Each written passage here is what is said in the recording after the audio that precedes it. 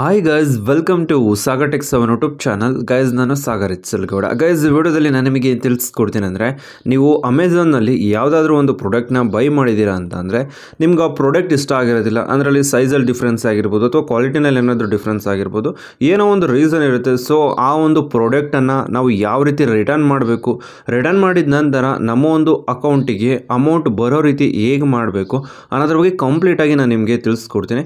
Guys, ನೀವು ಯಾವುದೇ ಒಂದು ಪ್ರಾಡಕ್ಟನ್ನು ಬೈ ಮಾಡೋದಕ್ಕಿಂತ ಮುಂಚೆ ಅದಕ್ಕೆ ರಿಟರ್ನ್ ಆಪ್ಷನ್ ಇದೆಯಾ ಅಂತ ನೋಡಬೇಕಾಗುತ್ತೆ. ಓಕೆನಾ, ಇಲ್ಲಿ ಎಕ್ಸಾಂಪಲ್ ಒಂದು ಮೊಬೈಲ್ ಮೇಲೆ ನಾನು ಸೆಲೆಕ್ಟ್ ಮಾಡಿದ್ದೀನಿ. ಅಮೆಝಾನ್ ಅಪ್ಲಿಕೇಶನ್ ಆಗಿರುತ್ತೆ ಇದು.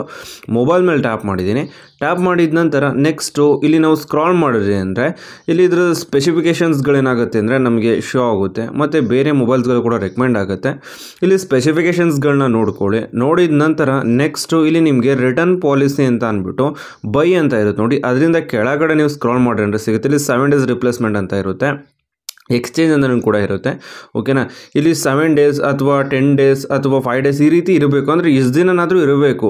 ಅಲ್ಲಿ ಯಾವ ಟೈಮಿಂಗ್ಸ್ ಅಂದರೆ ಯಾವ ದಿನವೂ ತೋರಿಸ್ತಿಲ್ಲ ಅಂತಂದರೆ ಅಲ್ಲಿ ನಿಮಗೆ ರಿಟರ್ನ್ ಆಪ್ಷನ್ ಇರೋದಿಲ್ಲ. ಓಕೆನಾ, ಸೊ ತುಂಬಾ ಇಂಪಾರ್ಟೆಂಟ್. ಯಾವುದೇ ಪ್ರಾಡಕ್ಟನ್ನು ನೀವು ಬೈ ಮಾಡೋದಕ್ಕಿಂತ ಮುಂಚೆ ನೀವು ರಿಟರ್ನ್ ಆಪ್ಷನ್ನ ನೋಡ್ಕೊಬೇಕಾಗುತ್ತೆ, ಮತ್ತು ಪ್ರಾಡಕ್ಟ್ ರಿವ್ಯೂನ ನೋಡ್ಕೊಬೇಕಾಗುತ್ತೆ. ಎಷ್ಟು ರೇಟಿಂಗ್ ಇದೆ, ಎಷ್ಟು ಜನ ಬೈ ಮಾಡಿದ್ದಾರೆ, ಎಷ್ಟು ಜನ 4 ರೇಟಿಂಗ್ ಕೊಟ್ಟಿದ್ದಾರೆ, ಈ ರೀತಿ ಪ್ರಾಡಕ್ಟ್ಗಳನ್ನ ನೋಡ್ಕೊಳ್ಳಿ. ಓಕೆನಾ, ಇನ್ನು ನೆಕ್ಸ್ಟ್ ನೀವು ತೊಗೊಂಡ್ಬಿಟ್ಟಿರ್ತೀರ, ಅದೆಲ್ಲಿರುತ್ತೆ ಅಂದರೆ ಯು ಅಂತ ಇರುತ್ತೆ ನೋಡಿ. ಯು ಮೇಲೆ ಕ್ಲಿಕ್ ಮಾಡಿ. ಯು ಮೇಲೆ ಕ್ಲಿಕ್ ಮಾಡಿದ್ದೀರಾ ಅಂದರೆ ಯುವರ್ ಆರ್ಡರ್ಸ್ ಅಂತ ನಿಮಗೆ ಫಸ್ಟಲ್ಲೇ ಆಪ್ಷನ್ ಇರುತ್ತೆ. ಯುವರ್ ಆರ್ಡರ್ಸ್ ಮೇಲೆ ಕ್ಲಿಕ್ ಮಾಡಿ. ಯುವರ್ ಆರ್ಡರ್ಸ್ ಮೇಲೆ ಕ್ಲಿಕ್ ಮಾಡಿದ್ರಿ ಅಂದರೆ ನೀವು ಅಮೆಝಾನ್ ಅಪ್ಲಿಕೇಶನ್ ಇನ್ಸ್ಟಾಲ್ ಮಾಡಿಕೊಂಡು ಎಷ್ಟು ದಿನದಿಂದಲೇ ಎಷ್ಟು ಪ್ರಾಡಕ್ಟ್ಗಳನ್ನ ಬೈ ಮಾಡಿರ್ತೀರೋ ಅದೆಲ್ಲವೂ ಕೂಡ ನಿಮಗೆ ಇಲ್ಲಿ ಆರ್ಡ್ರಲ್ಲಿ ತೋರಿಸುತ್ತೆ. ಜಸ್ಟ್ ಈ ಅಪ್ಲಿಕೇಶನಲ್ಲಿ ನಾನು ಈ ಒಂದು ಐಡಿನಲ್ಲಿ ಇದೊಂದೇ ಪ್ರಾಡಕ್ಟ್ ಬೈ ಮಾಡಿರೋದು. ಸೊ ಇದು ಸನ್ಗ್ಲಾಸ್ನ ಸೆಲೆಕ್ಟ್ ಮಾಡ್ಕೊತಾ ಇದ್ದೀನಿ. ಇದನ್ನು ನಾನು ಬುಕ್ ಮಾಡಿದ್ದೆ. ನೀವು ನೋಡ್ತಿರ್ಬೋದು, ಇದು ಬಂದು ಒಂದು 400 ಸಮಥಿಂಗ್ ಬರುತ್ತೆ. ಇದಕ್ಕೇನೆ ರಿಟರ್ನ್ ಆಪ್ಷನ್ ಇತ್ತು. ನಾನು ನೋಡಿಬಿಟ್ಟೇನೆ ಬೈ ಮಾಡ್ತಾ ಇದ್ದೀನಿ. ನೀವು ಅಷ್ಟೇ ಯಾವುದೇ ಪ್ರಾಡಕ್ಟನ್ನು ನೀವು ತೊಗೊಳೋದಕ್ಕಿಂತ ಮುಂಚೆ ರಿಟರ್ನ್ ಆಪ್ಷನ್ ಇದೆಯಾ ಇಲ್ವಾ ಅಂತ ನೋಡಿಬಿಟ್ಟು ಬೈ ಮಾಡಬೇಕಾಗತ್ತೆ. ನೀವು ನೋಡಿದ್ರೆ ಜಸ್ಟ್ 400 ಇದೆ, ಆದ್ರೂ ಕೂಡ ರಿಟರ್ನ್ ಆಪ್ಷನ್ ನಿಮಗಿದೆ. ನೋಡ್ತಿರ್ಬೋದು 10 days ರಿಟರ್ನ್ ಆ್ಯಂಡ್ ಎಕ್ಸ್ಚೇಂಜ್ ಅಂತ ಕೇಳ್ತಿದೆ.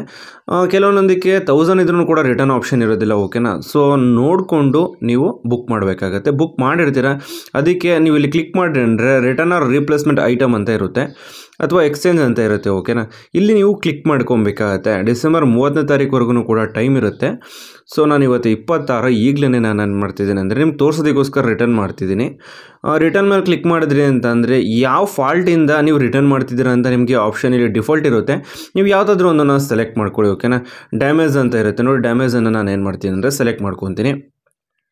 ಸೆಲೆಕ್ಟ್ ಮಾಡಿದ ನಂತರ ನೆಕ್ಸ್ಟು ನೀವು ಇಲ್ಲಿ ಕಂಟಿನ್ಯೂ ಅಂತ ಕೇಳುತ್ತೆ ಕೆಳಗಡೆ. ಇಲ್ಲಿ ನೀವು ನೋಡ್ತಿರ್ಬೋದು ಯೂಸ್ಡ್ ಪ್ರಾಡಕ್ಟ್ ರಿಸೀವ್ ಆಗಿದೆಯಾ ಅಥವಾ ಐಟಮ್ ಡರ್ಟಿ ಆಗಿದೆಯಾ ಅಂತ ಕೇಳುತ್ತೆ. ನಾನು ಜಸ್ಟ್ ಯೂಸ್ಡ್ ಪ್ರಾಡಕ್ಟ್ ಅಂತ ಕ್ಲಿಕ್ ಮಾಡ್ತಾ ಇದ್ದೀನಿ.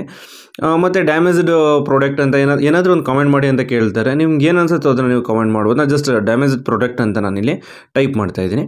ಟೈಪ್ ಮಾಡಿದ ನಂತರ ನೆಕ್ಸ್ಟು ಇಲ್ಲಿ ಕಂಟಿನ್ಯೂ ಅಂತ ಕೇಳುತ್ತೆ. ಕಂಟಿನ್ಯೂ ಮೇಲೆ ನೀವು ಕ್ಲಿಕ್ ಮಾಡ್ಕೊಳ್ಳಿ. ಕಂಟಿನ್ಯೂ ಮೇಲೆ ಕ್ಲಿಕ್ ಮಾಡಿದ ನಂತರ ನೆಕ್ಸ್ಟು ನಿಮಗೆ ಇಲ್ಲಿ ಆಪ್ಷನ್ಸ್ ಕೇಳುತ್ತೆ. ಫಸ್ಟ್ ಟೈಮ್ ಆದರೆ ಅಲೋಕ್ ಅಂತ ಕೇಳುತ್ತೆ. ಅಲೋ ಮೇಲೆ ಕ್ಲಿಕ್ ಮಾಡ್ಕೊಳ್ಳಿ. ಅಲೋ ಮೇಲೆ ಕ್ಲಿಕ್ ಮಾಡಿದ ನಂತರ ಇಲ್ಲಿ ರೀಪ್ಲೇಸ್ಮೆಂಟ್ ಎಕ್ಸ್ಚೇಂಜ್ ಮಾಡ್ಕೊಬೇಕಾ, ಎಕ್ಸ್ಚೇಂಜ್ ನಮಗೆ ಬೇಡ ಅಂತ ಅಂದರೆ ರೀಫಂಡ್ ಮಾಡಬೇಕು. ಅಮೆಝಾನ್ ಪೇಗೆ ಹೋಗುತ್ತೆ. ಓಕೆನಾ, ಅಮೆಝಾನ್ ಪೇ ಮುಖಾಂತರ ಅನ್ನೋದ್ರು ಕೂಡ ನೀವು ನೆಕ್ಸ್ಟ್ ಟೈಮ್ ಬುಕ್ ಮಾಡ್ಬೋದು. ಬಟ್ ಅದು ಬೇಡ, ಡೈರೆಕ್ಟ್ ನಮ್ಮ ಬ್ಯಾಂಕ್ ಅಕೌಂಟಿಗೆ ಬೇಕು ಅಂತಂದರೆ refund to your bank account ಅಂತ ನಿಮಗೆ ಒಂದು ಲಾಸ್ಟಲ್ಲಿ ಒಂದು ಆಪ್ಷನ್ ಇರುತ್ತೆ. ರೀಫಂಡ್ ಅಂತ ಇರುತ್ತೆ ನೋಡಿ. Refund to your bank account ಅಂತ ಲಾಸ್ಟ್ ಆಪ್ಷನು. ಇದನ್ನು ಸೆಲೆಕ್ಟ್ ಮಾಡಿ. ಇದನ್ನು ಸೆಲೆಕ್ಟ್ ಮಾಡಿದ ನಂತರ ಚೂಸ್ ಬ್ಯಾಂಕ್ ಅಕೌಂಟ್ ಅಂತ ಇರುತ್ತೆ. ಟಿಕ್ ಮಾರ್ಕ್ ಮೇಲೆ ಎನೇಬಲ್ ಮಾಡಿಬಿಟ್ಟು ಚೂಸ್ ಬ್ಯಾಂಕ್ ಅಕೌಂಟ್ ಮೇಲೆ ಕ್ಲಿಕ್ ಮಾಡಬೇಕಾಗತ್ತೆ. ನೀವು ಆಲ್ರೆಡಿ ಲಿಂಕ್ ಮಾಡಿದ್ರೆ ಕಂಟಿನ್ಯೂ ಮೇಲೆ ಕ್ಲಿಕ್ ಮಾಡಿದ್ರೆ ತಗೊಳುತ್ತೆ. ಇಲ್ಲ ಅಂತಂದರೆ ಚೂಸ್ ಬ್ಯಾಂಕ್ ಅಕೌಂಟ್ ಮೇಲೆ ಕ್ಲಿಕ್ ಮಾಡಿ. ಆ್ಯಡ್ ನ್ಯೂ ಬ್ಯಾಂಕ್ ಅಕೌಂಟ್ ಅಂತ ಕೇಳುತ್ತೆ.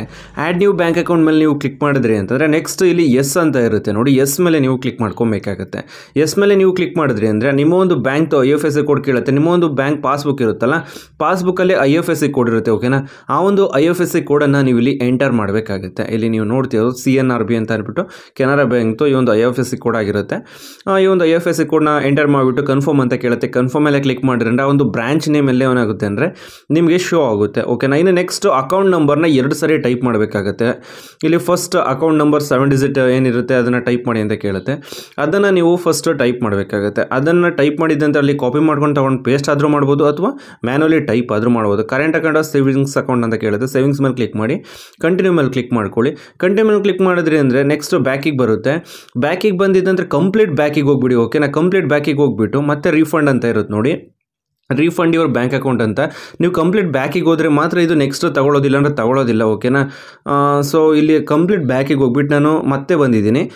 ನೆಕ್ಸ್ಟ್ ಇಲ್ಲಿ ಟಿಕ್ ಮಾರ್ಕ್ ಎನೇಬಲ್ ಮಾಡಿಬಿಟ್ಟು ಚೂಸ್ ಬ್ಯಾಂಕ್ ಅಕೌಂಟ್ ಅಂತ ನಾವು ಕ್ಲಿಕ್ ಮಾಡಿದ್ವು ಅಂದರೆ ಇವಾಗ ನಾವು ಆ್ಯಡ್ ಮಾಡಿರ್ತೀವಿ ನೋಡಿ, ಅದಿಲ್ಲಿ ಆ್ಯಡ್ ಆಗಿರುತ್ತೆ. ಜಸ್ಟ್ ಅದ್ರ ಮೇಲೆ ಟ್ಯಾಪ್ ಮಾಡಿಬಿಟ್ಟು ಡನ್ ಮೇಲೆ ಕ್ಲಿಕ್ ಮಾಡಿದ್ರಿ ಅಂದರೆ ಇಲ್ಲಿ ಬ್ಯಾಂಕ್ ಅಕೌಂಟ್ ಆ್ಯಡ್ ಆಗುತ್ತೆ, ಓಕೆನಾ. ನೀವು ಕಂಪ್ಲೀಟ್ ಬ್ಯಾಕ್ ಹೋಗಿಲ್ಲ ಅಂದರೆ ಆ್ಯಡ್ ಆಗೋದಿಲ್ಲ, ಮತ್ತೆ ಅದೇ ರೀತಿ ಬರುತ್ತೆ. ನೆಕ್ಸ್ಟ್ ಕಂಟಿನ್ಯೂ ಮೇಲೆ ಕ್ಲಿಕ್ ಮಾಡ್ಕೊಳ್ಳಿ. ಕಂಟಿನ್ಯೂ ಮೇಲೆ ಕ್ಲಿಕ್ ಮಾಡಿದ್ರಿ ಅಂತ ಅಂದರೆ ನೀವು ನೋಡ್ತಿರ್ಬೋದು ಇಲ್ಲಿ ಕನ್ಫರ್ಮ್ ಯುವರ್ ರಿಟರ್ನ್ ಅಂತ ನಿಮಗೆ ಒಂದು ಆಪ್ಷನ್ ಸಿಗುತ್ತೆ. ಕನ್ಫರ್ಮ್ ಯುವರ್ ರಿಟರ್ನ್ ಮೇಲೆ ನೀವು ಕ್ಲಿಕ್ ಮಾಡ್ಕೊಬೇಕಾಗತ್ತೆ. ಅಲ್ಲಿ ನೀವು ಕ್ಲಿಕ್ ಮಾಡಿದ್ರಿ ಅಂತಂದರೆ ಈ ಒಂದು ಪ್ರಾಡಕ್ಟ್ ಏನಾಗಿರುತ್ತೆ ಅಂದರೆ ರಿಟರ್ನ್ ಆಗಿರುತ್ತೆ. ನೆಕ್ಸ್ಟು ಬರ್ತಾರೆ ನಿಮ್ಗೆ ಕಾಲ್ ಮಾಡಿಬಿಟ್ಟು ಈ ಒಂದು ಪ್ರಾಡಕ್ಟ್ನ ತಗೊಳ್ತಾರೆ. ತೊಗೊಂಡ ನಂತರ ನೋಡ್ತಿರೋದು ಕನ್ಫರ್ಮ್ಡ್ ಅಂತ ಬಂದಿದೆ. ತೊಗೊಂಡ ನಂತರ ನಿಮ್ಗೆ ಏನಾಗುತ್ತೆ ಅಂದರೆ 1 or 2 days ಅಂದರೆ ಅವ್ರು ತೊಗೊಂಡು ಒಂದು 1 ಅವರಲ್ಲೇ ಸಮ್ಟೈಮ್ಸ್ ಬಂದ್ಬಿಡುತ್ತೆ, ಓಕೆನಾ. ನಾನು ತುಂಬ ಸಾರಿ ರಿಟರ್ನ್ ಮಾಡಿದ್ದೀನಿ. ತೊಗೊಂಡು 1 hour or 2 hourಲ್ಲೇ ನಿಮಗೆ ಅಮೌಂಟ್ ಕ್ರೆಡಿಟ್ ಆಗಿಬಿಡುತ್ತೆ. ಇಲ್ಲಿ ಮ್ಯಾನೇಜ್ ರಿಟರ್ನ್ ಅಂತ ಇರುತ್ತೆ ನೋಡಿ, ಅಲ್ಲಿ ಕ್ಲಿಕ್ ಮಾಡಿ ಕ್ಯಾನ್ಸಲ್ ರಿಟರ್ನ್ ಅಂತ ಕ್ಲಿಕ್ ಮಾಡಿದ್ರಿ ಅಂತ ಅಂದರೆ ನೀವು ರಿಟರ್ನ್ ಮಾಡಿದ್ರೂ ಕೂಡ ಮತ್ತೆ ಕ್ಯಾನ್ಸಲ್ ಮಾಡ್ಕೊಬೋದು, ಓಕೆನಾ. ನಾನು ವಿಡಿಯೋ ಮಾಡೋದಕ್ಕೋಸ್ಕರ ನಾನು ರಿಟರ್ನ್ ಮಾಡ್ತಿದ್ದೆ, ಸೊ ನಾನು ಕ್ಯಾನ್ಸಲ್ ಮಾಡ್ತಿದ್ದೀನಿ. ಯಾಕೆಂದರೆ ನನ್ನ ಪ್ರಾಡಕ್ಟ್ನ ನಾನು ರಿಟರ್ನ್ ಮಾಡೋದಿಲ್ಲ, ನನಗೆ ಅವಶ್ಯಕತೆ ಇದೆ ಅದಕ್ಕೋಸ್ಕರ, ಓಕೆನಾ. ನಿಮ್ಗೆ ಅವಶ್ಯಕತೆ ಇಲ್ಲ ಅಂತಂದರೆ ಅದನ್ನು ಕ್ಯಾನ್ಸಲ್ ಮಾಡೋದಕ್ಕೆ ಹೋಗ್ಬಿಡಿ. ಅದೇ ರೀತಿ ಬಿಡಿ, ಒಂದು 4 daysಲ್ಲಿ ಅವರು ಬಂದು ಪ್ರಾಡಕ್ಟ್ನ ತೊಗೊಂಡು ಹೋಗ್ತಾರೆ. 1-2 hour or 1 day ಒಳಗಡೆ ನಿಮಗೆ ಅಮೌಂಟ್ ಕೂಡ ಬರುತ್ತೆ. ಈ ರೀತಿ ನೀವು ಅಮೆಝಾನ್ನಲ್ಲಿ ಪ್ರಾಡಕ್ಟ್ಗಳನ್ನ ರಿಟರ್ನ್ ಮಾಡ್ಕೊಬೋದು ಗೈಸ್. ನಾನಿವಾಗ ನಿಮಗೆ ತಿಳಿಸ್ಕೊಡಿ ಸಿಂಪಲ್ ಟ್ರಿಕ್. ಏನಾದರೂ ನಿಮಗೆ ಇಷ್ಟ ಆಯ್ತು ಅಂದರೆ ಪ್ಲೀಸ್ ಲೈಕ್ ಮಾಡಿ, ಶೇರ್ ಮಾಡಿ ಮತ್ತು ಸಬ್ಸ್ಕ್ರೈಬ್ ಮಾಡಿ. Thank you for watching.